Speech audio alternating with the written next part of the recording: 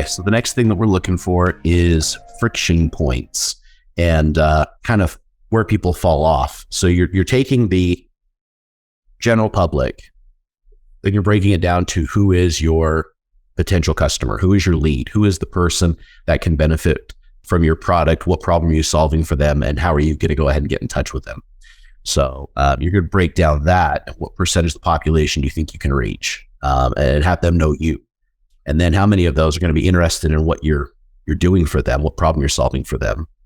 And then I'm going to look at what's the next piece. Do they go into the store, they see your product, what percentage will, what percentage won't, or do you meet with them? Do you do a consultation? Do you do a sales presentation?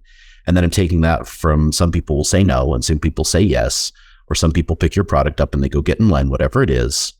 And then you're going to go all the way down to close of sale, close of transaction. So you just kind of list those.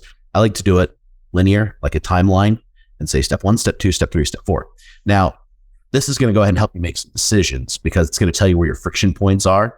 And if your responsibility or someone on your team is responsible for handling too many friction points, that's not a good assembly line. And we're looking for assembly line businesses where they go ahead and if one person is sick that day or they're out, the job still gets done.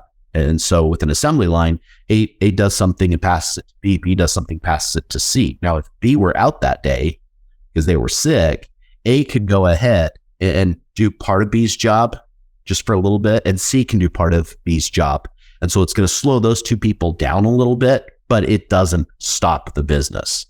If you're only betting on B, you're toast. So you're building out your assembly points with your friction points and looking at where you're vulnerable. I get in the beginning, you're the owner.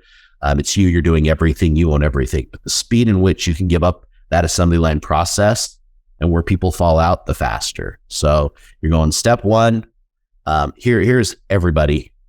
Here's how we go ahead and move them to customers or people who know about our product. Here's how we move them to a lead and all the way down. So general person to sale being made, and that's with percentages of fallout factored in and people doing it.